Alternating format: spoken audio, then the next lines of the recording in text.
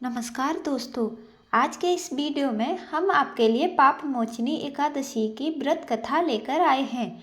एक दिन युधिष्ठिर महाराज ने भगवान श्री कृष्ण से पूछा, हे केशव, कृपा कर आप मुझे चैत्र मास के कृष्ण पक्ष में आने वाली पाप मोचनी एकादशी के विषय में बतलाइए। यह सुन भगवान श्री कृष्ण बोले, हे राजन, पाप मोचनी एकादशी के इस व्रत को करने से मनुष्य के समस्त पाप नष्ट हो जाते हैं और व्यक्ति अष्ट सिद्धियों को प्राप्त करता है। पाप मोचनी व्रत कथा के अनुसार अनेक वर्षों पूर्व देवताओं के कोषाध्यक्ष कुबेर के पास चित्ररथ नाम का अत्यंत सुंदर उपवन था, जिस उपवन में भोलेनाथ के परम भक्त मेधावी ऋषि तपस्या कर रहे थे।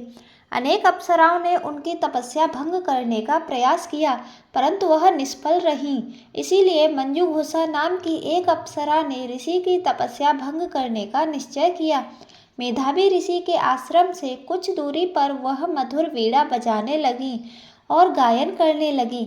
मेधावी ऋषि इतना सुंदर गायन सुनकर आवाज खोजते हुए उस ओर गए और उसे इस प्रकार गायन करता हुआ देखकर मोह के वशीभूत होकर उसकी तरफ आकर्षित हो गए और उसके साथ रमण करने लगे।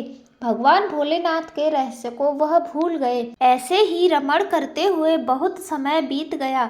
एक समय अप्सरा मंजूघोषा देवलोक वापस जाने लगी।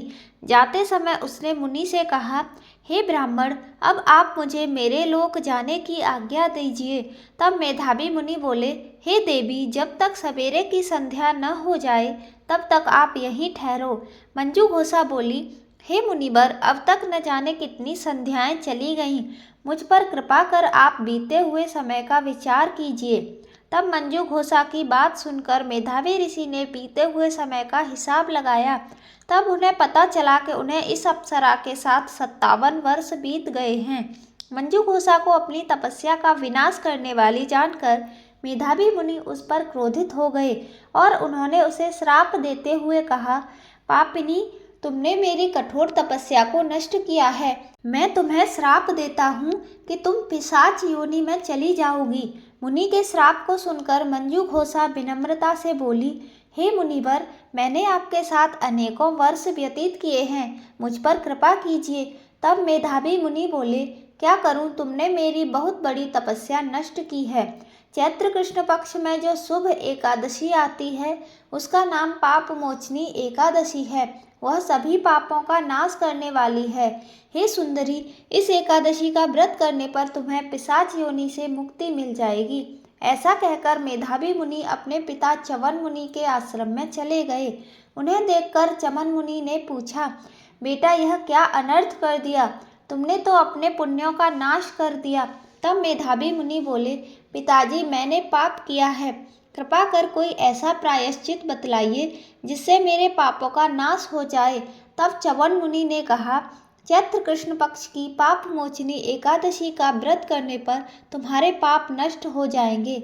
यह सुन मेधावी मुनि ने विधि पूर्वक पाप मोचनी एकादशी का अनुष्ठान किया, जिसके प्रभाव से उनका पाप नष्ट हो गया और वह तपस्या से परिपूर्ण हुए।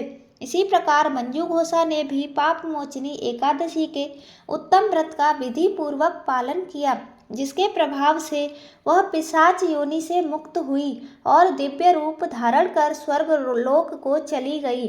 हे राजन, जो मनुष्य पाप मोचनी एकादशी का विधि पूर्वक व्रत करते हैं उनके सभी पाप नष्ट हो जाते हैं। पाप मोचनी एकादशी व्रत की कथा को पढ़ने या श्रवण करने से सहस्त्र गोदान का पुण्य फल प्राप्त होता है। यह व्रत बहुत पुण्यकारी है। जय श्री हरि विष्णु।